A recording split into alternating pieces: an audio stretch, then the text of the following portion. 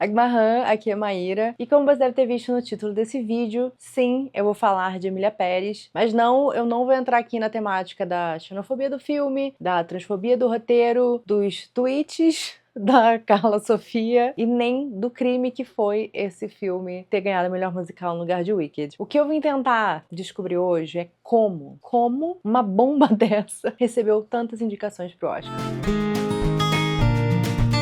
A primeira vez que eu ouvi falar de Emília Pérez, além do fato de que ele tinha sido indicado a muitos prêmios e estava sendo um dos favoritos do Oscar, foi em duas circunstâncias. A primeira é que era um filme sobre o México e sobre mexicanos e sem mexicanos, além de usar o pano de fundo dos cartéis, resumindo a cultura mexicana apenas as mazelas, né, que existem no país. E isso me fez lembrar algo que, se você faz parte das bookheads nos últimos anos, talvez você tenha feito a mesma conexão que eu, porque vocês não acham que essa situação é muito familiar? Não é assim, bem familiar? American Dirt, ou como ficou aqui no Brasil, Terra Americana, foi um livro lançado em 2020 pela Intrínseca, e o livro conta a história de uma mulher mexicana que vivia uma vida normal até que seu marido é assassinado e ela precisa fugir para os Estados Unidos por conta da violência dos cartéis, e ela se torna uma imigrante legal, assim como muitos outros, né, que ela costumava ver na TV. Desde a aquisição desse livro, ele já estava meio fora da curva. Ele entrou em leilão, e para quem não sabe, quando um livro entra em leilão, original, né, entra em leilão, infelizmente não é tão empolgante assim, não é tipo, as pessoas brigando, quem dá mais, quem dá mais, é só tipo, basicamente uma troca de e-mail. Chato, né? Mas enfim, ele foi para leilão e ele arrematou mais de $1 milhão. E a primeira tiragem dele teve 500 mil cópias. A média nos Estados Unidos, que tem uma indústria literária bem forte, é de 20 mil cópias. Aqui no Brasil é mais ou menos metade para livros que são grandes apostas, tá? Editoras pequenas fazem tiragens de 1.000, 2.000 cópias mais ou menos. E esse auê todo antes de sequer chegar na mão das pessoas, tá? Do público, ninguém tinha lido nada disso. E é claro que também já foi vendido com os direitos de adaptação. Não tinha sido nem impresso o livro, já tinha sido vendido para estúdio. O que, assim, é uma coisa que é comum, mas não é. Acontece, mas nem sempre.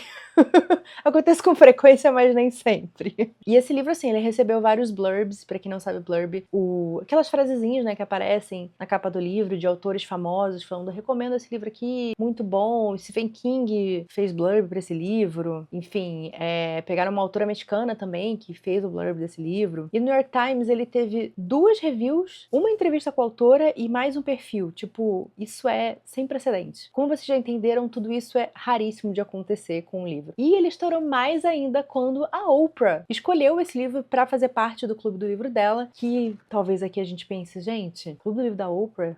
quê? Mas lá nos Estados Unidos, se você vê um livro que tá escrito com um selinho assim, Clube do Livro da Oprah, ele com certeza vai virar um best-seller. E eu propositalmente deixei de lado uma informação muito importante sobre esse livro, é que a autora que escreveu ele, a Janine Cummins, eu acho que é Janine, é uma mulher branca estadunidense que nunca morou no México, não é de família mexicana, e ela mesma admite que talvez não fosse a melhor pessoa pra contar essa história, mas que ela decidiu escrever mesmo assim porque, segundo ela mesma, tá? Se ela não fizer, quem vai fazer? No mundo, quiçá no México, quem seria capaz de contar essa história? Tá bom, ela não falou especificamente assim, tá? Mas foi mais ou menos isso. Então eu vou deixar a questão aqui de apropriação cultural de ladinho. Na verdade, eu vou deixar aqui com a thumb do meu vídeo em que eu falo sobre isso, eu falo, me aprofundo sobre essas questões. Mas na nota do livro dela, nota de autora, ela fala que ela escreveu essa história porque ela queria lembrar o leitor que imigrantes também são pessoas.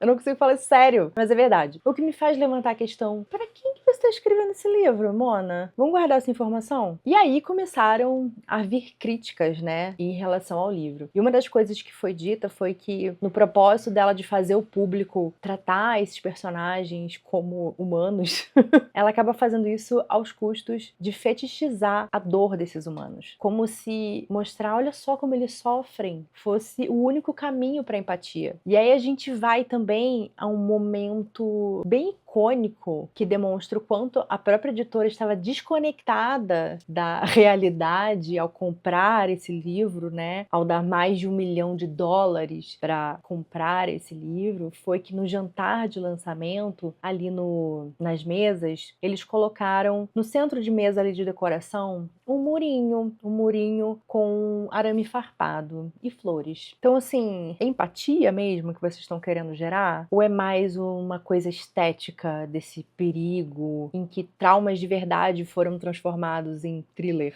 Algo que você pode mergulhar por um tempo ali e depois sair completamente ileso. E assim como Emília Pérez, as críticas de mexicanos demoraram para ser ouvidas, mas elas finalmente começaram a ganhar atração graças à autora Miriam Gurba. Ela descreveu American Dirt como trauma porn, usando a carapaça de justiça social, incapaz de transparecer qualquer sensibilidade mexicana. E ela também criticou essa ideia que é bem estadunidense, né, de acreditar que os Estados Unidos é um paraíso, onde nós, latino-americanos, sonhamos em ir pra lá. Como se lá fosse um lugar seguro, gente, pelo amor de Deus. Só tem maluco nos Estados Unidos. Aqui, ó, sai. Eu vou deixar linkado aqui o texto dela para caso vocês queiram ler essa análise completa, né? Mas um dos pontos que a Miriam Gurba faz e eu queria destacar é porque todos os outros livros escritos por autores mexicanos, com certeza tão competentes quanto a Jeanine, nunca receberam tanta atenção, jamais receberiam um adiantamento de mais de $1 milhão, porque, como eu falei anteriormente, ela escreveu esse livro para as pessoas enxergarem os mexicanos como humanos. Mas os mexicanos sabem que eles são humanos. Então, como eu falei, para quem que você está escrevendo essa história? É uma história sobre mexicanos que não é para mexicanos. Existe aí uma exotização que é apoiada por muito dinheiro e muita força de comunicação. E do mesmo jeito que Emília Pérez recebeu tantos elogios de pessoas não mexicanas e o público cis, a questão que fica é por que o público geral está tão disposto a engolir essas histórias que reforçam esses estereótipos? Encontrar os porquês, sabendo a sociedade que a gente vive, pode parecer muito fácil. Mas por que dar esse suporte ao que em teoria seriam histórias de pessoas marginalizadas? Até porque cada vez mais a gente vê, né, pessoas muito poderosas e bilionários não tendo vergonha nenhuma de apresentar as suas convicções preconceituosas. E é nessa nuance aí que mora o perigo pra mim. É na boa vontade preguiçosa de pessoas que estão num lugar confortável. Então, depois que eu vi o filme, vi pessoas trans e pessoas mexicanas falando a respeito dele, eu honestamente não fiquei tão surpresa assim dele estar sendo tão indicados, porque essa é a história do Oscar. Vamos voltar em 1990, Dança com Lobos. Venceu o Oscar de melhor filme, melhor direção, melhor fotografia, melhor montagem, melhor trilha sonora, melhor roteiro adaptado e melhor efeitos sonoros. Essa é a história de um homem branco, o John, que depois de quase morrer no conflito da Guerra Civil, ele é transferido para uma base perto do território do povo Sioux. Ele conhece uma mulher indígena e eu me recuso a dizer o nome dessa personagem porque é muito caricato. E ela salva ele, leva ele pro povo dela. O John, apesar das diferenças ali, acaba se tornando amigo do Kicking Bird, que é o líder do povo. É uma história de um povo indígena vivendo violência de todos os lados, no meio de uma guerra que eles não criaram, sendo salvos por um homem branco. Em 2004, a gente teve Crash, que venceu o Oscar de melhor filme, melhor roteiro e melhor edição. Eu não vou tentar resumir essa história porque ela é tão confusa, tem tanto personagem e a forma como as histórias se entrelaçam é de um jeito tão forçado, mas, em resumo, ela é uma história sobre violência policial, racismo, políticos corruptos e tráfico humano. Basicamente, tudo de ruim que pode acontecer com pessoas na cidade de Los Angeles, de forma extremamente novelesca e dramática. E a ideia é basicamente assim, todo mundo que é bom é um pouquinho ruim. E quem é muito ruim também sofre. E ele meio que deixa essa nuvem assim, ó, que diz: o racismo está dentro de todos nós. A Clarice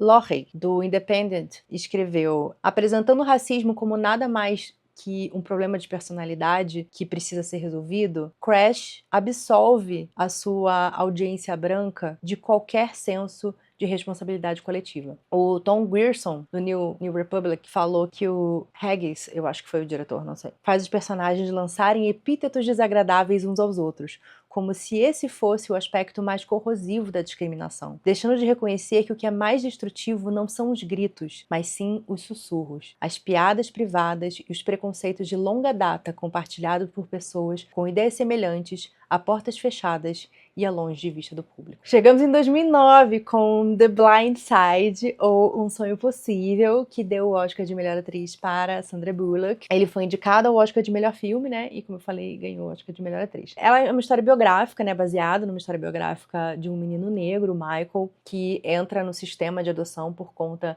da mãe dele, que era dependente de drogas. E a pedido de um conhecido, ele entra pro time de futebol da escola dele, porque ele enfim, é um garoto super grande, super forte e que demonstra talento. Só que, ao ver que o garoto tá passando dificuldades, a esposa do treinador começa a ajudar esse menino. E a gente vê cenas em que essa personagem, né, que se chama Leanne, ela briga com as pessoas que estão falando assim: ah, você fica fazendo caridade aí, esse garoto que não tem futuro nenhum.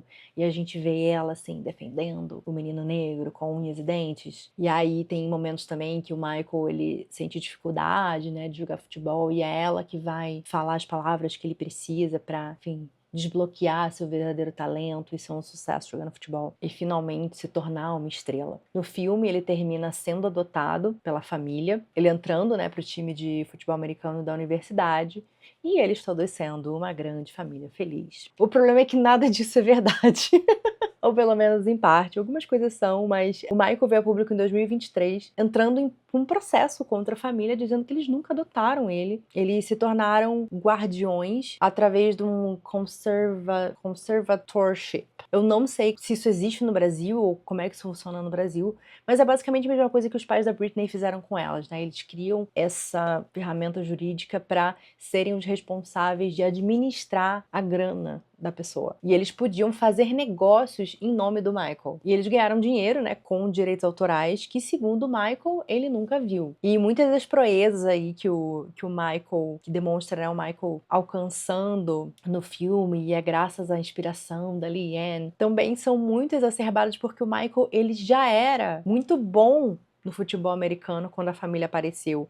Ele estudava o jogo desde criança. E para piorar, no filme eles mostram como se ele fosse incapaz de ler e escrever, o que é mentira, como uma forma de fazer ele parecer ainda mais indefeso, sabe? Podre. Mas ainda em 2009 tivemos Avatar, que venceu o Oscar de melhor filme, melhor direção, melhor fotografia e melhor efeitos especiais, além de ser indicado para mais um monte de categoria. E é uma história de um homem branco, o Jake, que é do exército, e ele tá ali invadindo um planeta, né, pra ajudar a colonizá-lo. Esse homem, usando um corpo indígena artificial, é atacado e resgatado por uma mulher indígena, a Neytiri, que leva ele pra junto do seu povo. Apesar dele confessar ali que ele tava ali como um espião, ele acaba caindo nas graças das pessoas de novo ao conseguir se conectar com um dos animais que são importantes pra cultura deles, e ele ajuda ali todo o clã a se juntar pra entrar juntos em batalha. Ele vira um grande herói dessa luta e ele deixa o corpo humano dele morrer, passando a viver para sempre no seu corpo indígena. É uma história sobre um povo sofrendo violência de todos os lados no meio de uma guerra que eles não criaram,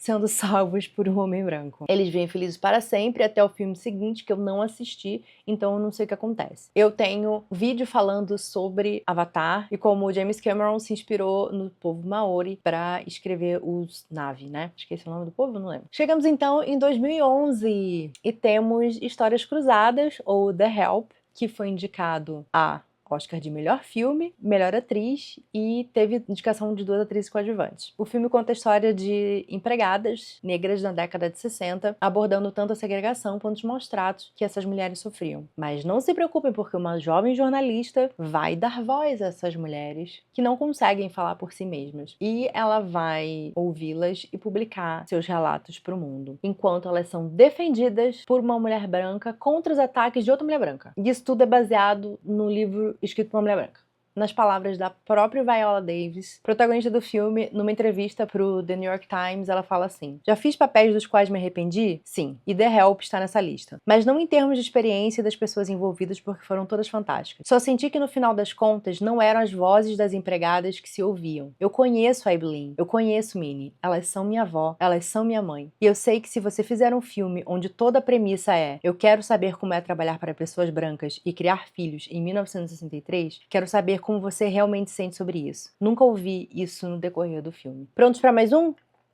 2019, The Green Book. Venceu o Oscar de melhor filme, melhor roteiro e melhor ator coadjuvante. É a história de um homem branco, o Tony, que vira motorista de um artista de jazz negro, que é o Don, durante a lei Jim Crow, que é a lei separatista, né, dos Estados Unidos. O Tony protege o Don de ataques racistas e, apesar de todas as diferenças ali, eles se tornam grandes amigos. A história é baseada na vida do Tony, né, real, oficial, e foi adaptada para o cinema pelo filho dele. É a história de um artista negro sofrendo racismo nos Estados Unidos nos anos 60, sendo salvo por um homem branco. Só que não é ele o protagonista, tanto que o indicado a melhor ator foi o Viggo Mortensen, que faz o Tony. O Mahershala Ali foi indicado e venceu como melhor ator coadjuvante. Acho que deu, né? Acho que tá bom, acho que deu pra entender. Se você tá gostando desse vídeo e gosta do meu trabalho, considere me apoiar lá no Catarse, tem apoios super baratinhos e você me ajuda a continuar fazendo esses vídeos, além de participar de clube de leitura, vídeos exclusivos, vídeos com antecedência e mais um monte de coisa. É catarse.me/cultivando histórias. Eu vou deixar aqui linkado pra vocês conferirem. Então a gente sabe que ser considerado pro Oscar não é uma questão de fazer um bom filme, nem mesmo o melhor filme. Não é só você preencher ali uma ficha de inscrição, até porque a quantidade de lançamentos de filmes que a gente tem no mundo em um ano é muita coisa. E algo que as pessoas esquecem é que existe uma campanha pro Oscar. Por que você acha que a Fernanda Torres está há meses nos Estados Unidos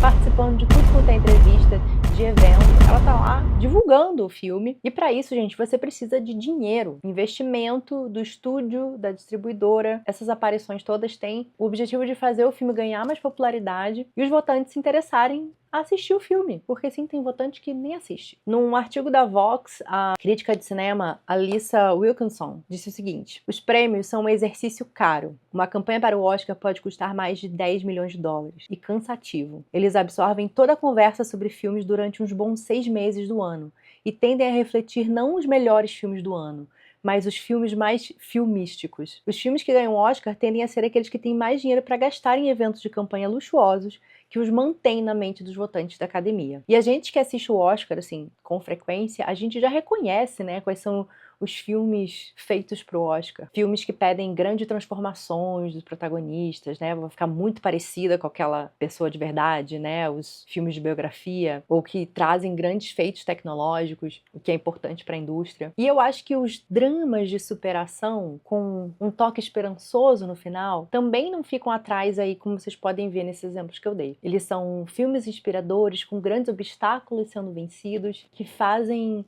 questões raciais serem resolvidas pelo poder do amor e da amizade. Ou seja, de alguma forma ali tentam dialogar com questões sociais. Então a gente tem um longo histórico da academia de apoiar, com muitas indicações, inclusive de melhor filme, histórias que falam de temas sociais relevantes, que em teoria apoiam minorias, mas que se a gente parar pra pensar, não estão realmente conversando com essas minorias. É aquilo que eu falei do American Dirt. Pra quem que o autor estava escrevendo aquele livro? E a resposta vale tanto para American Dirt quanto para esses filmes. Eles estão falando para uma população branca neoliberal dos Estados Unidos que não quer ser vista como intolerante. Afinal, olha como eles se importam, olha quantos prêmios eles estão dando. Mas assim, não me cause muito desconforto. Não muda muita coisa, por favor? Não me faz me sentir mal pelos meus privilégios? Vamos combinar assim? E além disso, o que todas essas obras têm em comum, e além do fato de não realmente girar em torno do protagonismo dessa minoria, é o olhar de quem conta essa história e para quem. Às vezes ele vai tratar essas temáticas de forma superficial, às vezes de forma ofensiva mesmo, mas sempre com uma camada de boas intenções. Isso é feito de forma proposital para que essas pessoas que estão apoiando o filme sintam que estão de fato fazendo alguma coisa a respeito daquilo. Mesmo que essas histórias não se proponham a romper visões preconcebidas sobre essas minorias, mesmo que elas só reforcem. É como se você deixasse de usar um canudo de plástico porque você se preocupa com questões climáticas, sem de fato se engajar na situação sociopolítica de que o capitalismo está levando o planeta ao colapso. A crítica literária Kapoor falou muito bem. Certas narrativas que flertam com a pornografia da pobreza fazem com que os brancos liberais se sintam bem com essas opiniões. Eles sentem que aprenderam algo, como se ao lerem esses relatos estivessem de alguma forma participando da ajuda ao mundo pelo qual geralmente se sentem tão impotentes. É um jeito de participar da transformação social, se diferenciar da massa preconceituosa, sem de fato engajar com atitudes que vão reverberar em transformações sociais. Porque isso pede que você saia da sua zona de conforto. E principalmente se você está num lugar de poder da indústria, é muito difícil você ver as pessoas cederem os seus espaços. E por mais que a Carla Sofia Gascon tenha sido indicada como Oscar de melhor atriz, e a Zoe Saldanha tenha sido de melhor atriz coadjuvante, ou seja, em teoria, a Emília é a protagonista do filme, a meu ver, o filme Emília Pérez é sobre a personagem da Zoe Saldanha lidando com a Emília, conhecendo ela, fazendo as coisas pra ela, até o último minuto. E essa é uma história sobre uma mulher mexicana, trans, que é contada por uma mulher cis porto-riquenha, escrita por um homem branco cis europeu. Ai, ai. E como eu falei, eu não vou nesse vídeo me aprofundar sobre todas as questões da transfobia e da xenofobia do filme, mas eu vou deixar linkado aqui excelentes vídeos que eu vi a respeito disso, e todas as pessoas argumentando isso muito bem. Mas sabendo tudo aí que eu, tentei exemplificar pra vocês, a resposta de por que que esse filme recebeu tantas indicações é porque ele se encaixa em tudo que se espera dessas histórias feitas pro Oscar. As pessoas vão votar nessa história sobre uma mulher trans mexicana superando músicas muito mal escritas, e elas vão ficar satisfeitas com elas mesmas porque elas vão ficar, eu faço parte dos bons. Mas sem parar para se questionar por que histórias de mulheres trans mexicanas sendo contadas por mulheres trans mexicanas nunca receberiam o mesmo espaço. Para não ser pessimista, não significa que as coisas não tenham mudado, né? Em 2015 a gente teve a campanha Oscar So White, que trazia à tona questões de tipo categorias inteiras só com indicados brancos. Depois disso, a academia veio tomando, iniciativas para ampliar o seu corpo votante. Isso se vê refletido em prêmios para Moonlight, Parasita, Tudo em Todo Lugar ao Mesmo Tempo, ficção americana também foi indicado. Mas eu não acho que isso vai fazer com que parem de premiar os Emília Pérez por aí.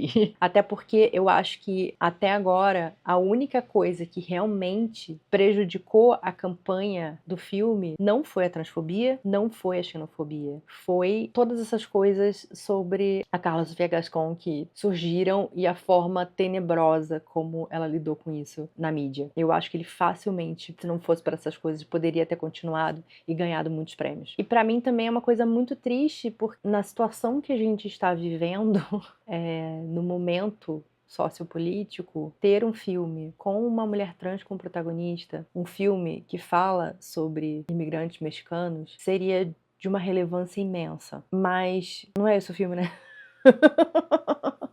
O filme não é só o que ele simboliza. Então eu não acho que a gente vai parar de ter filmes como esse sendo indicados, não enquanto as pessoas se sintam de fato constrangidas de fazerem esses filmes, ao invés de simplesmente ir lá contar histórias de que eles não sabem nada a respeito. Nesse momento, no Brasil, está em cartaz um filme de comédia em que Leonardo Hassum finge ser uma mulher para manter o emprego por conta de ações afirmativas que exigem que 50% dos contratados sejam mulheres. E para ele não perder o emprego dele, ele vira mulher. Eu acho que eu perdi uns 10 anos de vida só de ver esse trailer. Então, assim, isso ainda é muito normal. Essas pessoas ainda estão muito à vontade pra fazer esse tipo de coisa. E assim, você já tentou falar pra um homem branco hétero cis que aquilo não é pra ele? Que essa história não é dele pra contar? Quer ver um chilique? Eu não tô falando nem que, tipo, é impossível você contar fora da sua experiência e você escrever sobre isso bem. O Brandon Taylor escreveu sobre isso no LitHub, sobre quem tem o direito de contar cada história, né? Ele falou assim, escrever exige que você entre na vida de outras pessoas.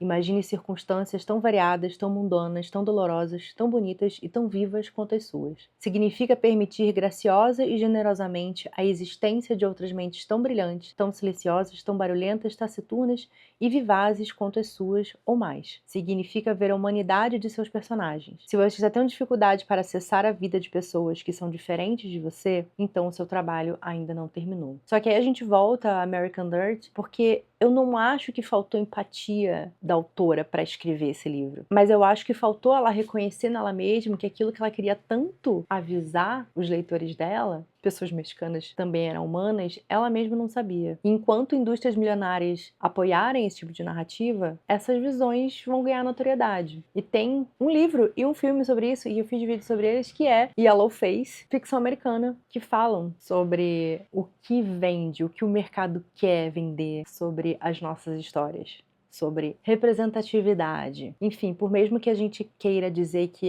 o Oscar não importa, o Oscar é só pessoas que não assistem o filme e votam no melhor filme mesmo assim, ser um artista que é indicado a uma estatueta e, assim, vencer, então, não é só um símbolo de prestígio, mas é também uma possibilidade de fincar o pé na indústria. Eu vejo isso muito claro com a Lily Gladstone. Ela ter sido indicada foi um marco histórico e, a partir disso, ela não só garantiu outros outros papéis em projetos com a HBO, teve mais um outro aí. Ela tá fazendo mais outros filmes, agora ela tá conseguindo produzir filmes também. Ou seja, ela tá abrindo portas para outras pessoas indígenas também entrarem na indústria. Esses prêmios têm um valor duradouro para as pessoas que os levam para casa. Ganhar um Oscar significa entrar nos livros de história, sim, mas o mais importante é que você continua trabalhando. Um Oscar é o melhor impulsionador do currículo, muito melhor do que um Globo de Ouro, um prêmio do Screen Actors Guild ou um prêmio do New York Film Critics Circle. Significa que você chegou e pode pedir mais dinheiro e melhores empregos no futuro. Isso não garante uma carreira longa e feliz, mas com certeza ajuda. E tem como a gente mudar isso? Eu gostaria de ter essa resposta. Eu gostaria que artistas de minorias conseguissem viver dos seus filmes, das suas músicas, dos seus livros, sem ter que trabalhar dobrado para ver outros contando a sua história e ganhando milhões com isso. Então, para mim, o possível são as pequenas revoluções diárias de apoio e suporte desses artistas e comunidades. Por isso, eu faço de tudo para usar minha plataforma, para avisar vocês que estão me assistindo, para que leiam autores indígenas, para consumam filmes de artistas indígenas, e não que a resolução disso seja individual, mas a gente não está impotente nisso. Até porque a gente não deveria esperar de uma indústria milionária ser a nossa salvação. E é isso, gente. Vou torcer para a Fernanda Torres ganhar, claro, óbvio. Eu todo ano assisto, eu gosto de assistir, eu gosto do evento, de assistir, todo ano eu fico frustrada. Mas em alguns anos a gente tem momentos aí de esperança e alegria. Eu estarei lá atenta e torcendo. Aproveito para sugerir para vocês o meu outro vídeo em que eu falo sobre Sugar Cane, que está sendo indicado a melhor documentário. E é o primeiro filme na história do Oscar indicado a uma premiação dirigido por um diretor indígena. Então é histórico também. E é isso. Tchau, tchau.